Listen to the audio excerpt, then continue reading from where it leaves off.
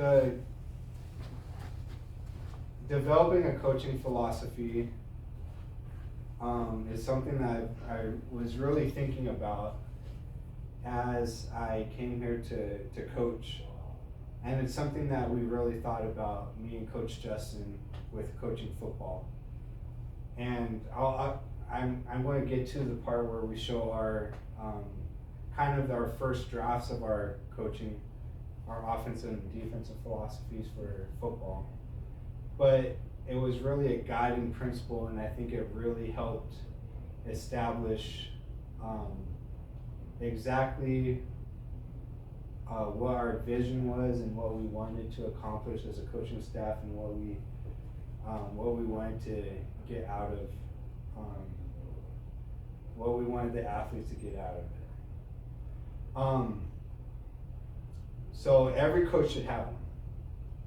And this is not only a one of the reasons why you should have one is whenever you interview for positions, for coaching positions, you already have this written down, and you can go and you can show it to the interviewer, and it looks really good if you have a clear, concise coaching philosophy. And it really helps the interviewer to, and a lot of interviewers will ask, hey, what's your coaching philosophy? What's your philosophy of offense? And if you have a clear-cut philosophy, and if it really meshes with their vision, it can be really powerful in the interview experience. The other thing is, and more importantly, it's this document is going to guide your whole vision as a program. And it's going to help you, we're going to do another workshop on culture, building a culture, which I've talked to some college athletes, and they say it's the most important thing in any program is the culture that is built there. So having a clear coaching philosophy helps establish and build that culture. Okay, so what is a philosophy of coaching? It's a set of core beliefs. So what are your core beliefs? What are some of your most basic core beliefs? Did I hand you this yet? Oh yeah, I'll give one. What are your core beliefs? What are your core beliefs when it comes to basketball? What are the most important things?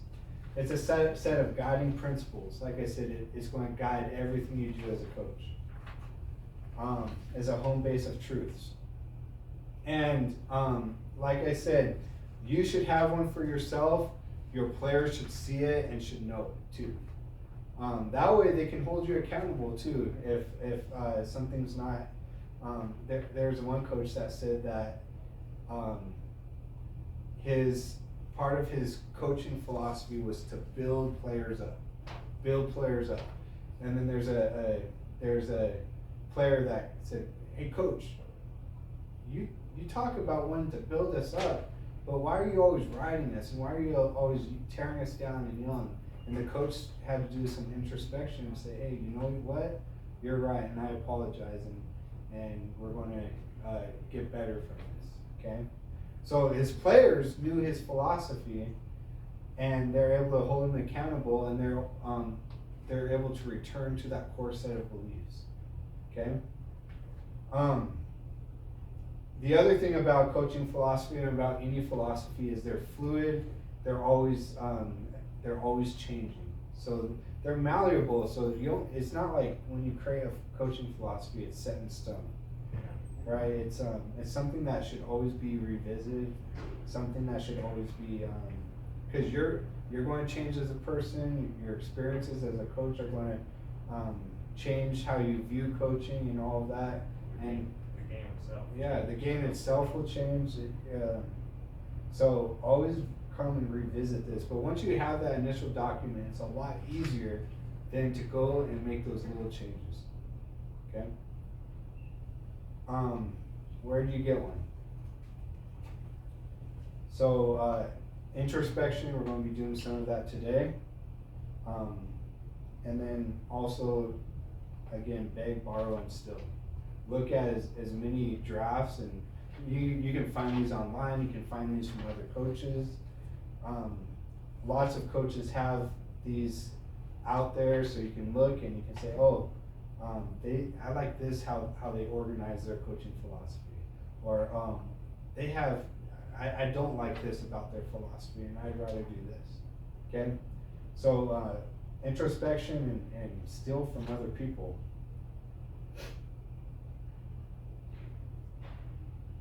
Okay, where do you start? Well, first off, in the packet, number one, why do you coach? Why do you coach? I think that's the most important question. Why do we want to coach? And for different people, it might be different reasons. One of the reasons why I want to coach is I love competition. I love to compete, and I miss that as a player. And part of it's a little selfish, but I want to go and compete still. And then another part of why I coach is there's so many really important values that I learn as an athlete and going through experiences of winning and losing and teamwork and development and hard work and all of these values that you learn as a player, and I want to pass that down to as many people as I can, because I know that those values will be so important to others as throughout their lives. So that first question, why do I coach, is really introspective. It's going to be really important to your philosophy, and take some time to reflect on that and to answer that. What kind of experience did you have? So these are reflections. What kind of experience did you have as a youth? Junior high, high school, college? Did you play, if you played anything in college? Build on those experiences. Okay, what did you like? What didn't you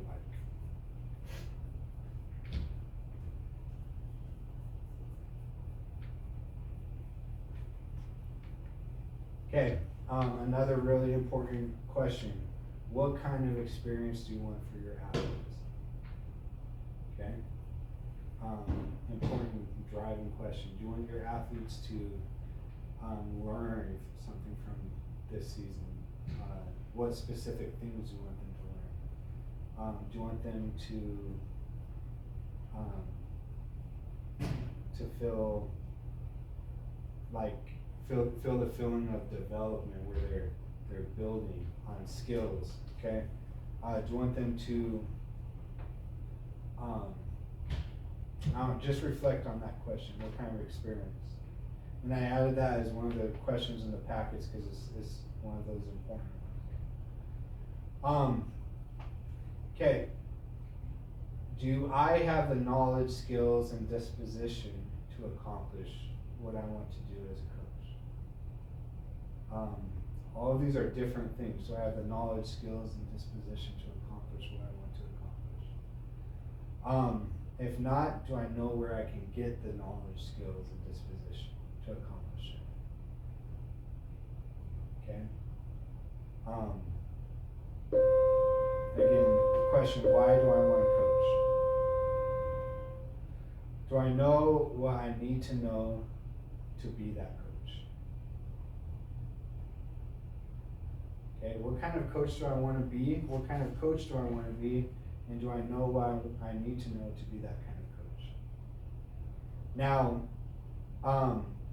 I'm of the opinion that there's always things to be learned and always things to be, the game is always changing. There's always techniques and things that you can learn to help you become not only a better player but a better coach. And one of the standards that I think every coach should have is coaches should be masters of the game, players should be students of the game.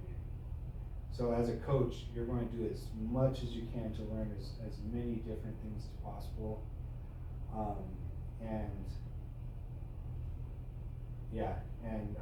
You got to expect your players to be students of the game, because they need to learn more about the game too. And I have an example from football of this in a second. When will I know what I need to know to be that coach? Okay, so what will it take to know what I need to know to be that kind of coach? Alright, do I have the drive to be the best? Now, we just talked about being masters of the game and students of the game. That drive has to be there if you want to be the best. Here's an example. Coaching football this last season. I know we didn't win the state championship, but that was our ultimate goal. The team has never been nowhere close to that, and we wanted to establish a culture and a philosophy to help us get there. And we had, luckily. No. Sorry, I have to interrupt for a minute. When you get a minute, you guys get a minute, will you run those kids out of here so the cleaning crew can finish cleaning? Cause Yeah, they're all what still. kids are still in here? Are they done Basketball? with pictures? They're done with, Jacob's finished doing pictures. Lita's taking some pictures, but they need to go like as soon as possible. Yeah, Cause real quick and tell Yeah. them that. they're not listening to me. You know, I'm the biggest.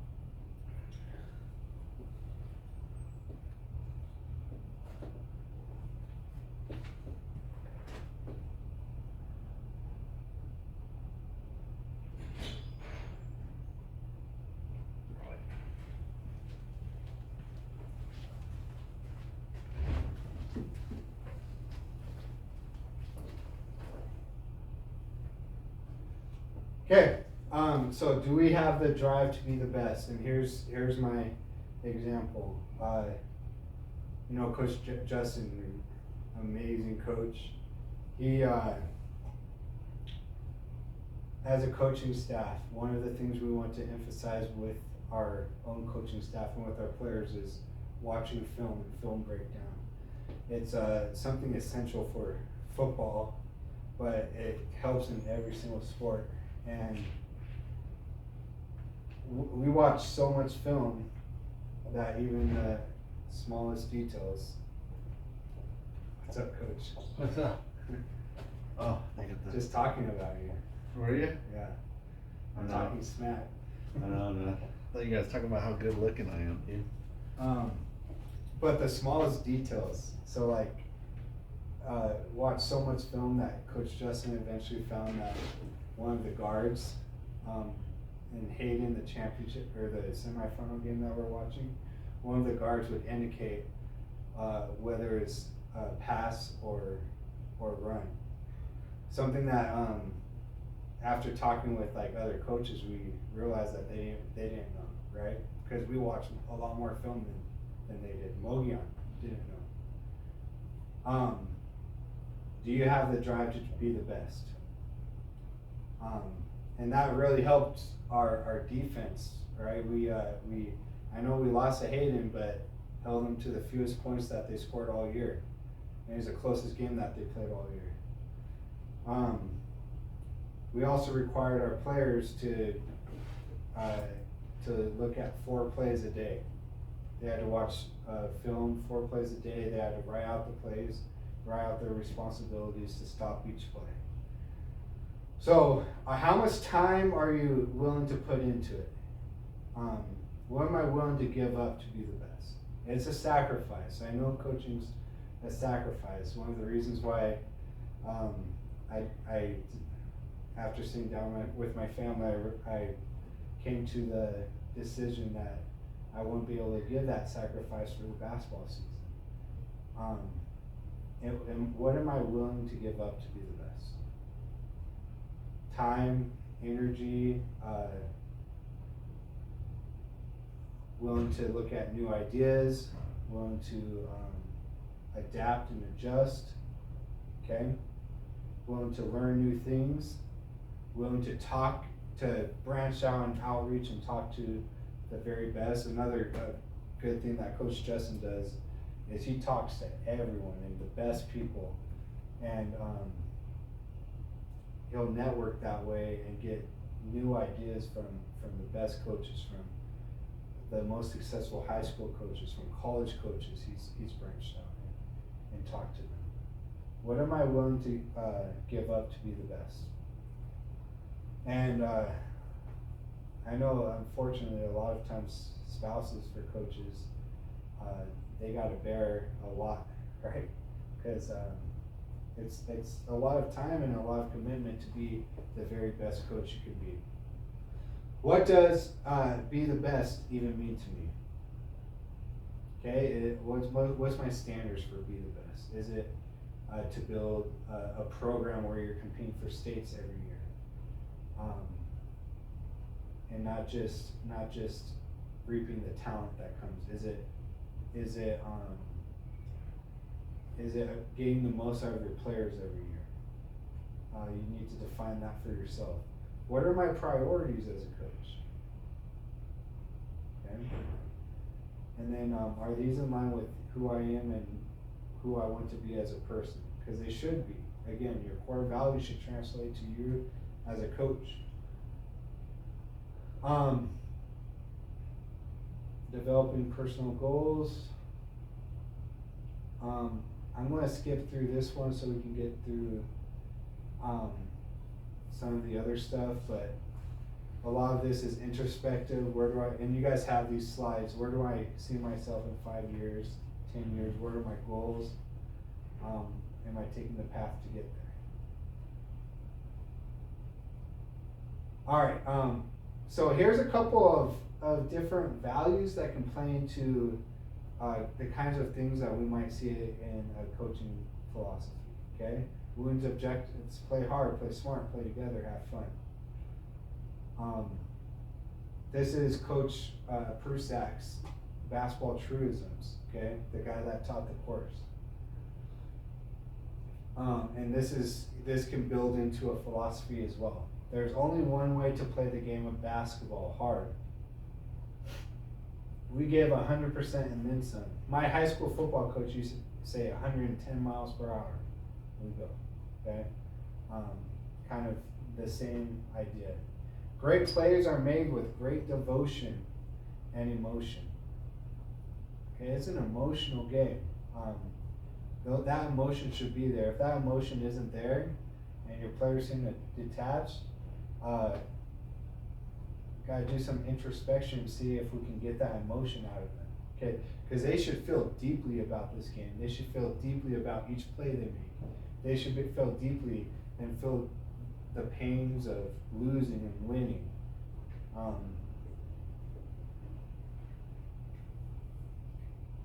You do not have to be. You do not have. It should be. You do not have to be fast to be quick. You just have to anticipate well. Okay, so quickness isn't about speed. It's more about your awareness and anticipation and those kinds of skills. Okay, a good Talanoa Hufanga who just got hurt from the 49ers. He's one of the slower DBs, but he's an all-pro because of the way he anticipates. Okay, and the way that he sees in the game. That can help with a lot of quickness.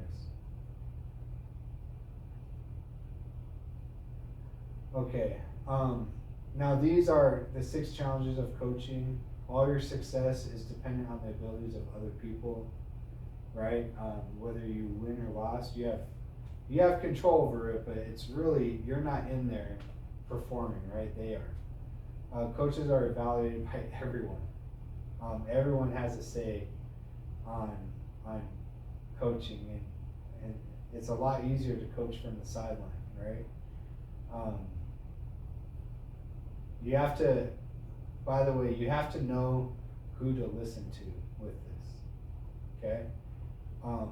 I think some evaluation from others can be, if those are trusted people and people that you really respect and that really know the game, that can be very helpful. However, not everyone knows the game. And a lot of people will say things that really they have no idea about. Everyone feels they have a knowledge about coaching sports. The highs are incredibly high. Again, emotional game. The highs are incredibly high and the lows are amazingly low. Oh man, how low that felt to lose to Hayden, right? And how low it felt for you guys to lose to North Valley Christian last year. Why we play the game though, right? The coach has a personal relationship with every player and has a dramatic impact on every player's life. What a statement right there. That's one of the reasons why we coach too, right? To build those relationships and to realize that you have a dramatic impact, such a high impact on that individual's life. And a lot of players, that might be their most positive experience in their life at that time. And you can have a really big impact on a player's life. Success is based on the unusual paradox of getting an individual to work to develop skills and then getting him to sacrifice that for the well-being of the team. So there's a paradox there. You develop skills, but then sacrifice that for the well-being of the entire team. Not necessarily, like they're going to use those skills, but they might sacrifice a shot or a little bit of glory by doing the little things, right? Setting a screen. And those are things that you want to celebrate, right? The things that people don't necessarily see all the time, right? Oh man, that was an awesome screen you set. Way to get that rebound. Way to dive for the ball. Okay, 2 types of coaches. I wanted to go over this because I think it's extremely important the way you approach coaching. Indicators of an insecure coach. Just do what I tell you the way I tell you to do it. Okay? Insecure coaches, just do it. Not really thinking about how to approach it a different way, or maybe there's room for the coach to learn and grow. And you have to recognize that players are intelligent. Okay? One of the best ways to coach actually in a practice is give your players a problem. Give them a difficult problem and allow them to solve it. Allow player feedback and ask them how they feel about certain things, or what's working for them and what's not. Those are ways to improve as a coach. I am the coach. It's my way or the highway. Okay, same kind of principle, right? By the way, coaches should listen to your assistant coaches, listen to player feedback, listen to people. It's a collaborative effort. You don't need to know the reasons why, just do what you are told. I mean, they should know the reasons why you do things. If we win, okay, this one's really a big pet peeve of mine. If we win, it is because the players executed the game plan the coach came up with. If we lose, they did not skip to the game plan. Okay, and I've seen this actually play out where both ways, where a coach will be like, will take credit for a win and say, man, I did so well at this and I game plan, and basically praising themselves for the win. And then when they lose, they're like, oh, and they'll come at the players for losing. I'm going to use Coach Justin again. Last year we got killed by Mogion. And we thought that we were going to be able to give them a game. We didn't. And as a coaching staff, when we talked to the team afterwards, after getting just embarrassed, is the most I've ever, in any of my football playing experience, I've never allowed that many points to be scored on a team that I was a part of. 60-24. And as a coaching staff, and Coach Justin was the one to lead it, he came up and said, I'm sorry, I did not do a good enough job to prepare you guys for this game. And I'm going to do better. And that's going to change.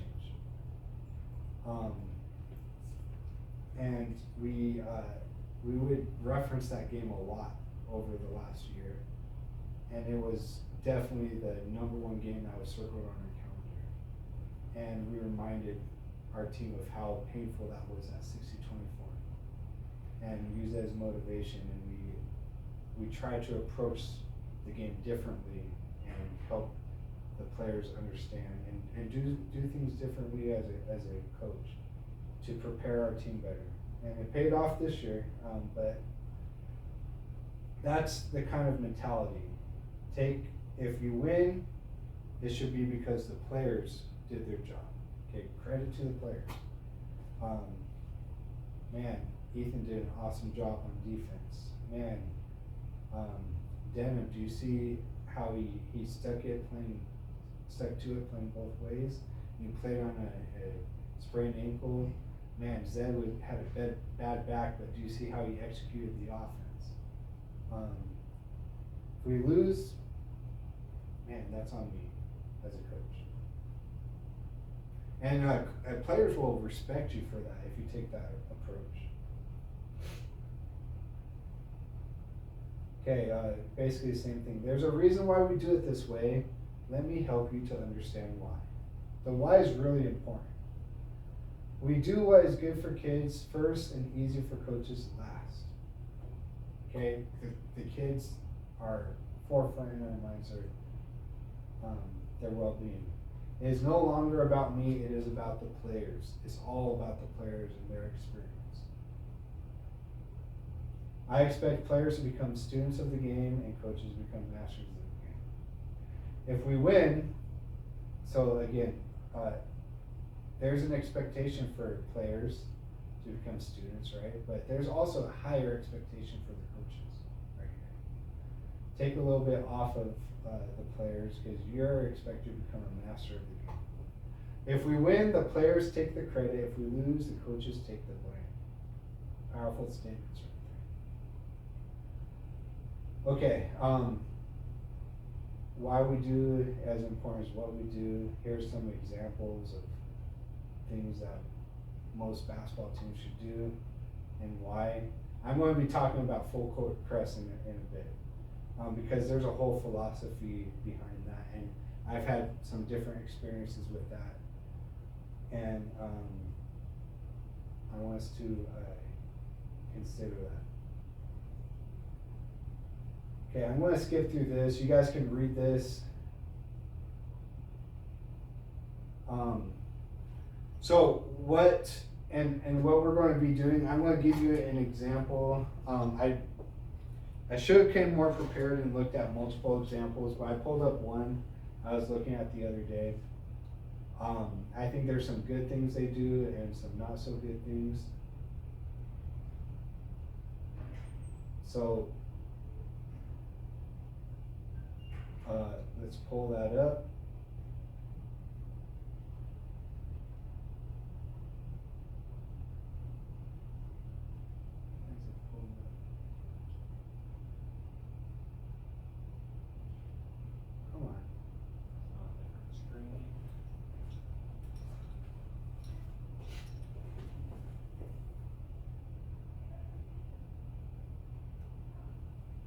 It is on a different screen. Oh, yeah.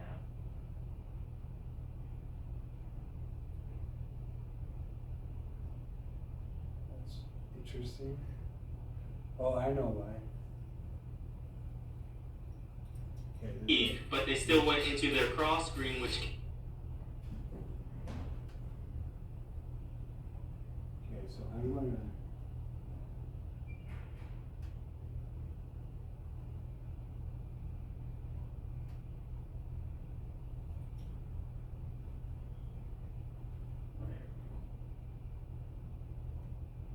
Okay, here we are.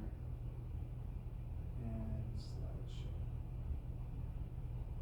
Okay, we don't have a lot of time, so I'm going to kind of go through this quickly, and then this this packet is going to be something that I think would be really helpful to fill out, and especially so it's going to be a little bit of homework when we meet about talking about, and I'll share this slide with you guys too. When we meet about talking about culture. I want you guys to have that philosophy right now and kind of edit it. So here's an example of coaching philosophy, of a coaching philosophy. In my coaching philosophy, the goal is to provide every student, athlete, with the opportunity to achieve academic and athletic success through a quality basketball program. So simple statements, okay? The words that you choose in this are going to be really carefully chosen. And you want to make it as simple and succinct as possible, but talk about your main beliefs. The basketball program coaches, players will represent the school in the county in a positive image. I'm picking my team. I'll always choose the players that have these claw qualities. So these are some of the values that he has for basketball as a coach. Commitment, leadership, attitude, work ethic. Okay, and he has questions for each of these. And then I want the ideal player representing my program or school or county. Intelligent, dedicated, and he uses acronyms. You can choose to do that or not. And there's different ways. It doesn't have to be this format. Different ways you can write a coaching philosophy. But some of the things I like about this one is it's clear. There's values there. And I imagine that he would define what each of these means to him and his team, okay? So, when you work on your packet, answer these questions. Why do I coach? What kind of experience do you want for your athletes? Okay, really think introspectively about this. What are your core values of coaching? Okay, so now this is kind of what he's going into. And I'm asking you to choose 3 to 5 core values you would like to build on. And rank them and write what each mean to you and your program. So, for example, for football, we had 5 core values that we came up with. One for every day of the week that we would discuss every day. Monday was development, Tuesday respect, Wednesday integrity, Thursday unity, Friday competition. So those core values are really going to help drive your coaching philosophy. And then behind that, you can start drafting. You don't have to use this if you want to type it up and draft it that way, but it should be written, okay? And I actually would recommend you guys to type it so that you have a file, okay, that is nice and neat. It should be written, just like this, okay? Not exactly like this, but it should be written where you can share it with your team and with everyone in your program and with potential interviewers in the future, okay? All right, wow, 15 minutes. I'm going to breeze through this quickly. Okay, offensive philosophies, questions to consider, okay? How do I approach the 3 phases of offensive possession?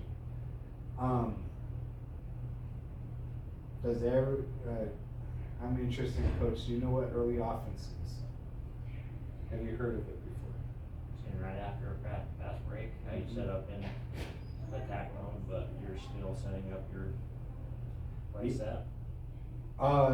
Yeah, so early offense is a set that has a quick hitter, multiple options, that flows directly from fast break to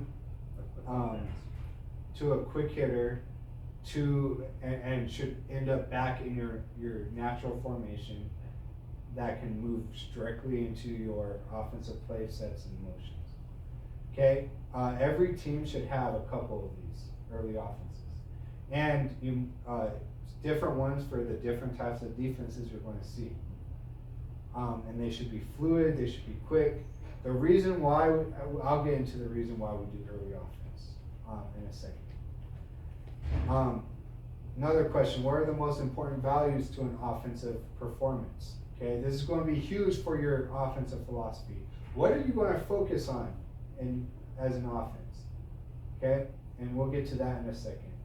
What offensive sets do you run against the different types of zone man, the presses, what's going to be your press break, traps, etc., and why? How do you accomplish fluidity between transition, early offense, and all your offensive sets? And if we have time, I'll talk about this. I have an example of how this can be accomplished. Okay, what are your most important values to your offense? I think I have you choosing 5. Yep. Choose 5 of your most important values. So, points in the paint. Huge indicator of wins and losses. Who wins the battle in the paint? If you want to emphasize points in the paint, you might want to have someone recording that statistic. How many points in the paint do they have versus us? And then at halftime you review it and say, hey, we're losing the points in the paint battle. We told ourselves we would never lose the points in the paint.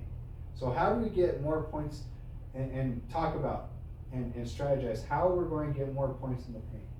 Okay, are we going to drive? Are we going to be posting up? Getting to the line. Now, what was interesting? It was funny. Last year, I went to the Canab game, and we were playing with him in the first half. And we were shooting the ball really well. second half, our shooting started to go down, and we stopped hitting as many shots. And they were driving. So it's interesting watching two different styles of basketball. They're driving, and one of the guys, like everybody's a coach, right? One of the guys from the audience was complaining. They looked up and they saw the foul difference. We had like 2 team fouls, or they had fouled us two times, and like we had fouled them like 9 times or something like that. So there's this huge disparity. However, what they didn't understand is that we weren't playing the type of basketball to get to the line. Okay, because shooting a lot of 3-pointers isn't going to get you a lot of foul shots. And we only had like 2 or 3 shots in the paint. Yeah, driving to the paint, that's where you're going to get fouled, right? Drawing fouls, things like that. So, which again, perimeter shooting could be your philosophy, but sometimes perimeter shooting and getting to the line don't always coincide, right? Unless you're also driving and things like that. So, getting to the line is, if that's one of your core philosophies, which for some teams it is, it's how are you going to accomplish that? Okay, spacing is a huge one. All good offenses have spacing. If that's your philosophy, you want to emphasize that over and over and over in your practices. Controlling the pace, okay? Knowing when to speed the game up and to slow it down, okay? Being able to play different speeds of the game. Controlling the pace. That might be a huge value for you. Ball movement, okay? Moving that ball from side to side, inside, out. Nobody holds onto that ball longer than this many seconds, okay? Moving without the ball.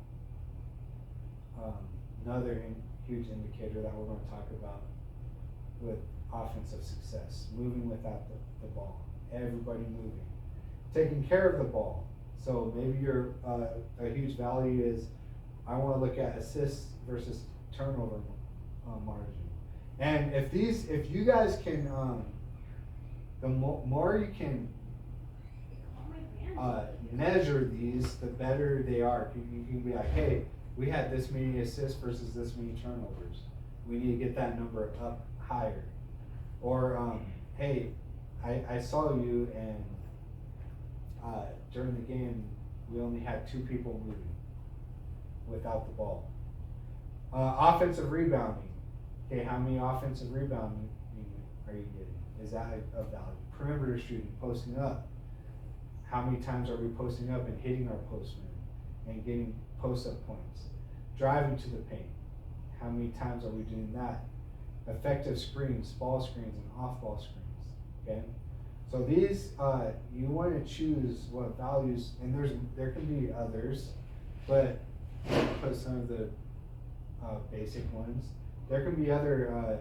You want to choose which values are the most important, and those really want to be emphasized. Okay.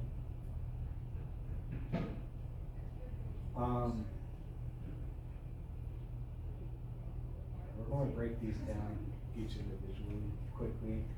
Transition offense. I did this with the coaches clinic. Really, we want these. This is too narrow. We want them to get wider. But this needs to be organized. And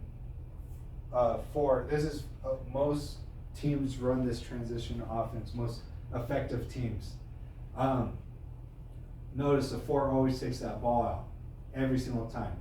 Okay, no exceptions, so that everybody else can get in the break. You should get. There's a statement we're going to be reading in a second that talks about how teams that are able to push the ball into the front court within 3 to 5 seconds and get early shots are typically the hardest teams to guard. Easiest points to score in all of basketball are transition points. The more time it takes to score, it becomes significantly harder to get a good shot. That's because the defense becomes more and more organized, typically the longer the possession goes. And you gotta be more patient, and you gotta look for good shots the longer it takes. Transition offense. Transition points often dictate the winners of basketball games. So another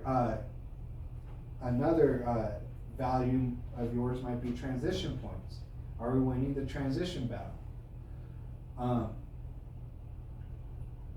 Transition offense requires high pace, quick decision making.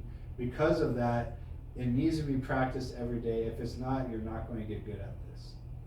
So I did this with the boys the other day, and it was one of their first practices of the season, and to be expected. They didn't run lanes very well. They didn't make decisions very well, and it looked like a mess. Okay, that's okay. Again, they're intelligent. The more you work at it, the more they're going to be able to figure it out. So that's why you work on it every day. And the more they get to playing and the more reps they get, the better they're going to get at it. Lane running is essential to highly organized. It allows for spacing and allows for plays to be made. So make sure that they're lane running. Speed zone, right here. If they're not speed zone right here after a missed shot or a made basket, when we get that transition basket, that means they're too tired to be out there. So if I see a player jogging or not giving it their all in the speed zone and not getting to the front court, then I'm going to sub them out, because either they're not giving me their all, or they're too tired and they need a blow. Okay? And that means that maybe they need a little bit more conditioning and more practice at this during practices. Head man the ball, eyes up. Don't just put the ball on the floor. You get it, you rip, you turn, and you look. And if you can pass it to someone open, you pass it to them. That's what head man the ball means. Again, 4 takes the ball out every time. 1 calls for the ball. Right here, they have 1 way up high. If they can get that ball right there, fine. We would practice free throw line extended, so that 1 gets that ball to this dominant side, calls outlet, and they're off. Notice he's not coming back to the ball unless he absolutely has to. Unless this guy gets in trouble and he sees he has to come back, then that's the only time. Okay, why the need for early offense? We're not going to have enough time to go through all of these. We might have to pick this back up sometime next week. Why the need for an early offense? The main reason for early offense accompanied by flow action is to force the defense to react rather than act. This, simply put, is to advance the ball quickly into the front court areas and attack before the defense is able to become organized into a disruptive force. As defensive specialists over many years of coaching, I can't remember where I found this, but I found this somewhere. We have found the most difficult teams to defend were the ones with offenses that push the ball into the front court hash mark areas in the time span of 3 to 5 seconds. So again, transition offense is so important there. Even if you don't get a transition point, it's going to put a lot of stress on the defense, and they're going to be disorganized when they first get back there. Because they have to stop the ball, right? And there's going to be mismatches, there's going to be opportunities for points. This early offense push creates quick medium jump shots or penetration layups or kick out passes for scorers to occur before the defense has had a chance to set up and disrupt any organized set play. We have also found that when teams walk the ball up the court, they were much easier to defend because the defense was able to get its players back into positions near the basket where they can execute pressure denials, traps, to disrupt the offensive flow and to force rush shots as time on the clock became a factor. So as you can see, I'm really for transition and high pace and controlling and dictating tempo. However, if you feel like your team has absolutely no shot and you have a lot, players that are a lot which we have athletes that are capable. Yeah. So that's not our team. But if you have athletes that are really bad and not capable, another strategy might be to slow the game down, because if you slow down possessions, in that case, usually it gives the advantage to the worst team. However, we have a really good team, and almost, I think all of our teams are pretty good. We have capable athletes. So if you have higher possessions and higher pace, you're going to give your team more opportunities to score, and generally that benefits the better team. So that's something to keep in mind as well. Early offense, quick hitters, off-ball screening and movement. These are all things that you want to look at with early offense. Should end up with players spaced out in the 4 and out, which is the transition offense in that formation, or in another formation that leads directly to a play set or motion. And I'm going to show you an example as we end today. Really quick, offensive plays and sets and motions. This is the final 15 to 20 seconds of the shot clock.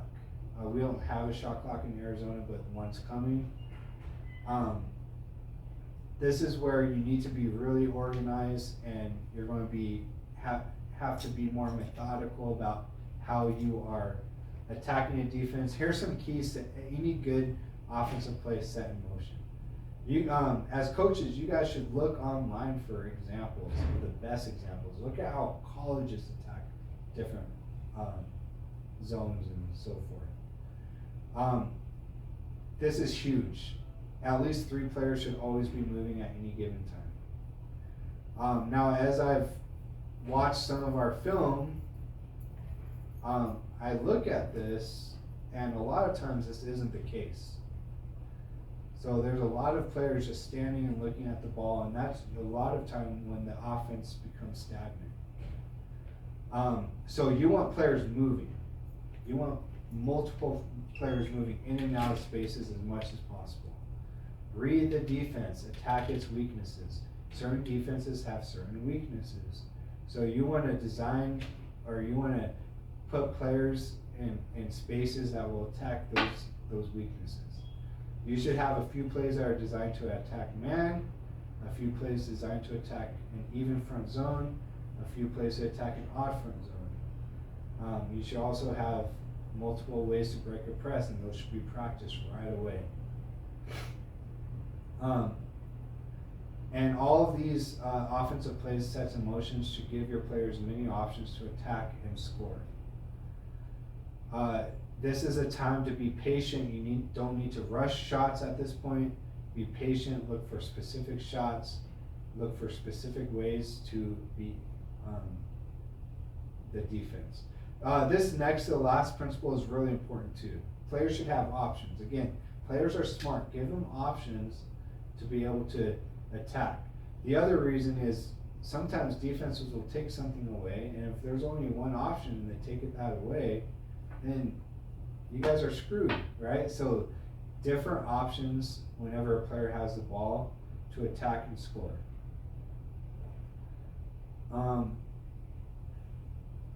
Okay, this is just some principles for beating a help side man, some principles for attacking different zones and some of their weaknesses.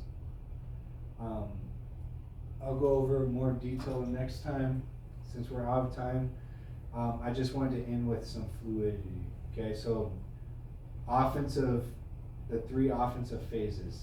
Transition, we're running our lanes.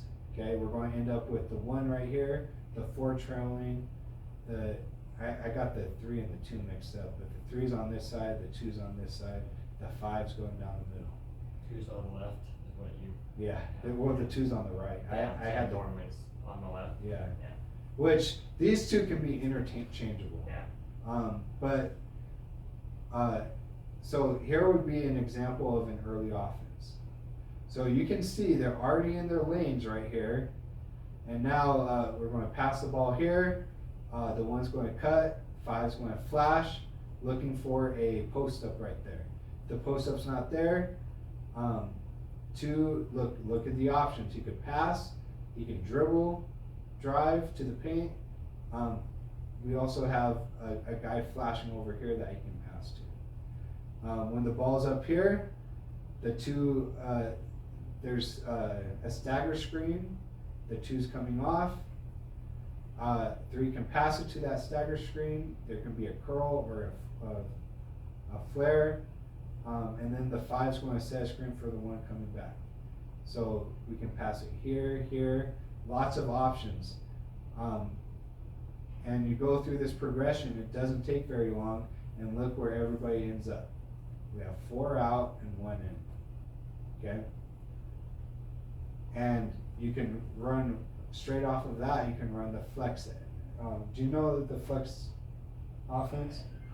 If you have a team that plays man, this is an extremely effective offense. And it's really easy to learn. Look, it's 5 steps and it starts over. So here's a flex motion, and I can come by and help you guys run this if you guys want me to. We'll just have to pick a time that works for both of us. But really effective offense against the man. And it's all about, here's a flex screen. We have a cutter coming right here. I used to love running this offense. This guy eventually usually gets open for a layup. And you're scoring wide open layups right here, easy buckets. You can also have the 5 seal after that, and there might be an option there. If it's not there, yeah, the 1's going to pass to the 2, and the 2's going to look there. Once the 1 passes, the 1 comes and screens down, the 5 pops up. And this shot is often open as well. Yeah. So, and then you see the 1 goes out, creating space for this next player to replace it. It's a really effective, Valley Christian. Do you know Valley Christian? Yeah. Division 3. They've won, how many state championships in a row? Like 3, right? I think it's 3, yeah. Powerhouse, they run this a lot. They run flex motion a lot. So this is a very effective offense. And I'll share this with you guys if you guys want to look at it. Again, this is designed for man. So not going to be as effective against a 2-3 where you have a big man sitting right there. But if it's a man and they got to fight through off-ball screens, a ton of off-ball screens, this is really effective. Okay, that's where we're going to end today. We might have to pick this up next week. For now, and I'll get these packets to the other coaches. Coach Fano, what you can do is start by answering these questions that will help you guide your coaching philosophy. Look at coach examples of coaching philosophy that you see online. Draft your own, and then you can start to draft your own offensive philosophy as well by answering some of those questions and working through the workshop. I'm just going to end, before I let you go, this is what we came up with in football. We had an offensive philosophy and defensive philosophy, air raid principles. That was our philosophy. We were going to do air raid, be in sync. The timing was extremely important. We practiced the timing a lot. We focus on positive plays, okay? Win the turnover battle, dictate tempo, dominate the line of scrimmage. For defense, communication. And this is a list of values. We want to flesh it out a little bit more and talk about what these mean to us. Shrink the field, limit space, setting the edge, do your job, trust each other. So that's an example of our football philosophy. Here's an example of offensive and defensive philosophy. Again, anagrams. very simple, outrun defense, fight for position, follow shot.